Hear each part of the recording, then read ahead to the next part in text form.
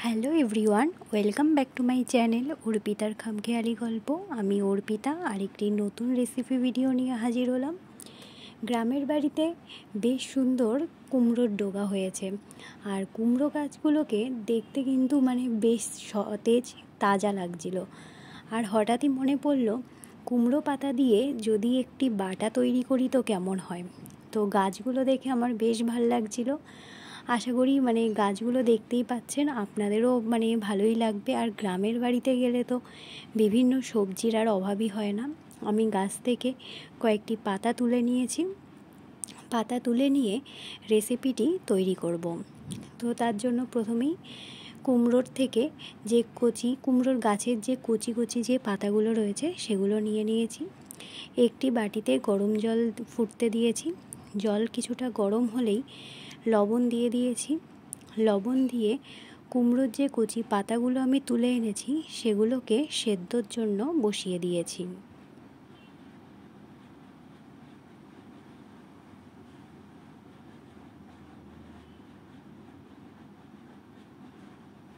আমি এখানে কুমড়োর পাতাগুলোকে খুব ভালো করে সেদ্ধ করে নেব। আর হ্যাঁ, যেসব বন্ধুরা আমার ভিডিওটি দেখছেন তাদের কাছে অনুরোধ, প্লিজ একটি লাইক দিয়ে ভিডিওটি কন্টিনিউ করবেন। আপনাদের একটি লাইক কিন্তু আমার কাছে অনেক গুরুত্বপূর্ণ। আর নতুন বন্ধুদের অনুরোধ করব, যারা এখনও আমার চ্যানেলটি সাবস্ক্রাইব করেনি প্লিজ সাবস্ক্রাইব করে আমার পাশে থাকবেন।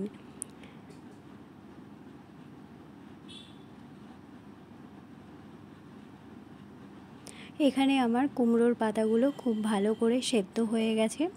আমি একটি পাত্রে নামিয়ে নিয়েছি। আর আমি এখানে কয়েক কোয়া রসুন নিয়ে নিয়েছি।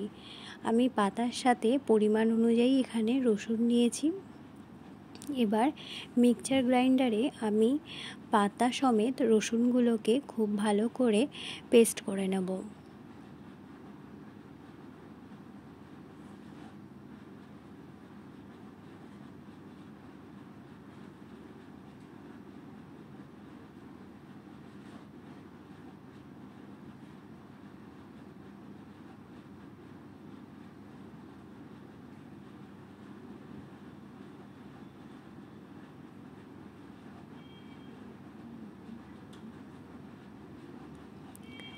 এবার আমি দিয়ে দেব হচ্ছে পরিমাণ মতো কাঁচা লঙ্কা। কাঁচা লঙ্কা সমেত আমি পাতা আর রসুনটাকে আরও একবার ভালো করে পেস্ট করে নেব। এবার দিয়ে দেব কড়াইতে সরিষার তেল। সরিষার তেল গরম হলেই তার মধ্যে দিয়ে দেব হচ্ছে 2টো শুকনো লঙ্কা।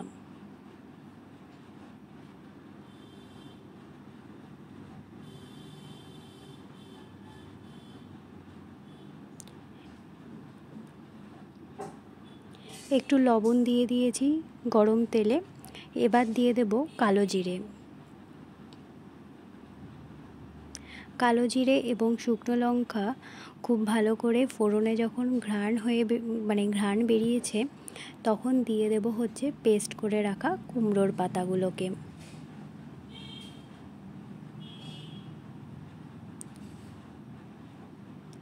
কুমড়োর পাতা দিয়ে বেশ ভালো করে নাড়াচাড়া করে নিতে হবে যেন নিচে লেগে না যায়।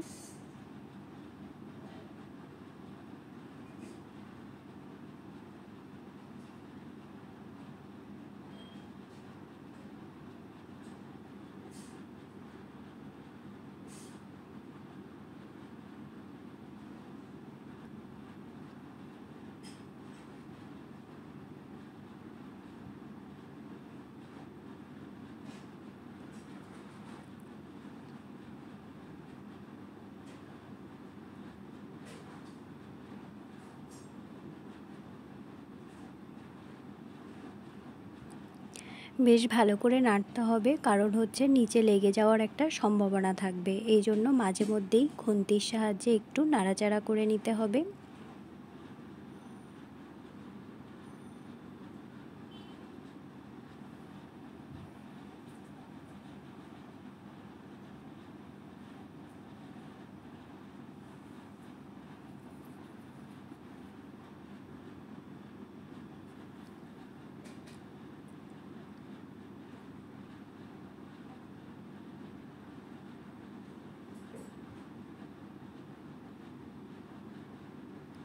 আমি এখানে ব্যবহার করেছি স্বাদ মতো লবণ।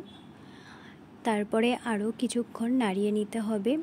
বাটাটা কখন তৈরি হয়েছে আপনারা বুঝতে পারবেন যখন পাতা থেকে দেখবেন জলটা শুকিয়ে গেছে।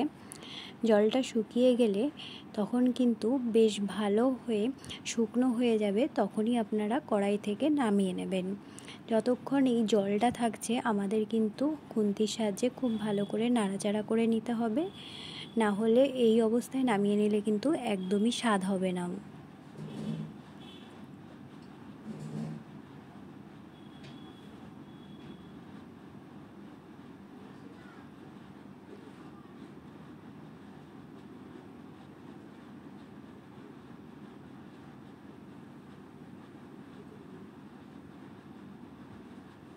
এই পর্যায়ে দেখতে পাচ্ছেন আমার জল প্রায় শুকিয়েই গেছে।